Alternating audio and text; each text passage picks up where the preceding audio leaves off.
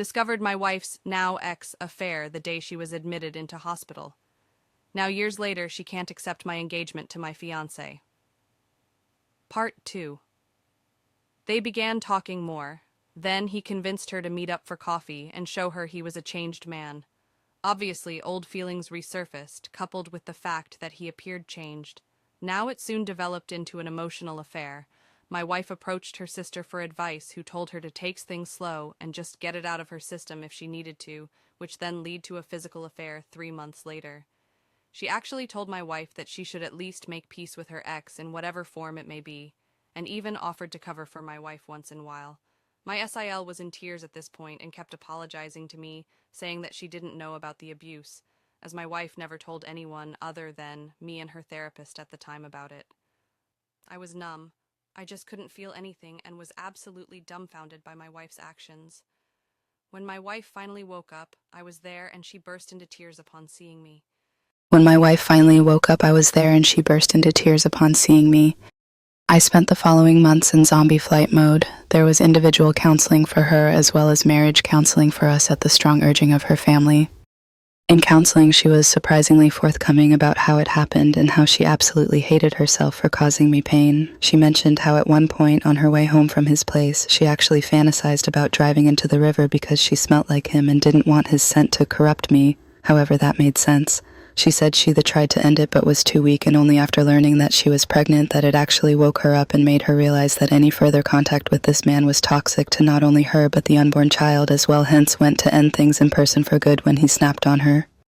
She became a shell of herself and developed a phobia for any other males but me. One point she couldn't even use the bathroom at night unless I was holding her hand. Sad, right? After the baby was born, son by the way, we got a paternity test and he was mine. But the more time I spent with her, the more I realized I didn't hate my wife. I actually loathed her.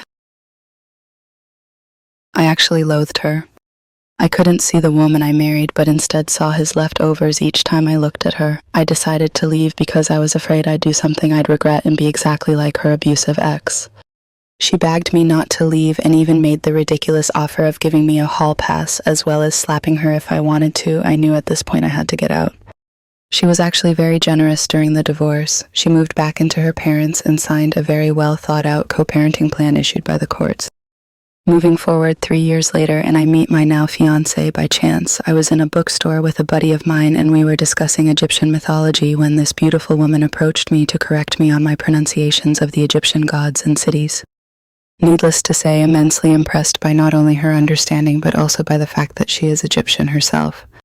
We exchanged numbers, which eventually lead us to dating. When I finally proposed to her, it was actually in front of the peach tree I had planted years ago.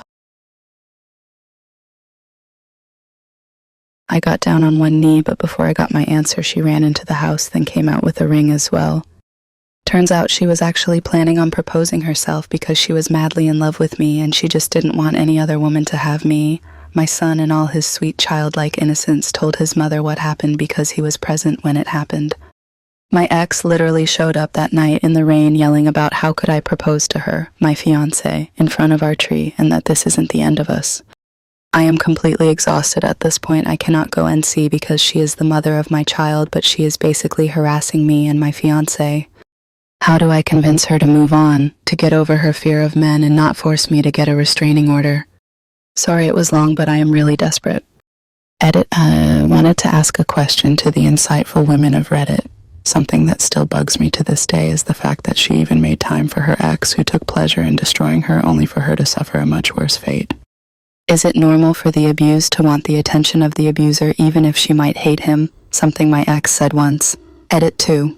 Forget to add this in the original post. When my fiancé presented me with the ring which she was going to use to propose to me, she had an engraving on the inner band which states, "To my pharaoh." Damn, I love this woman.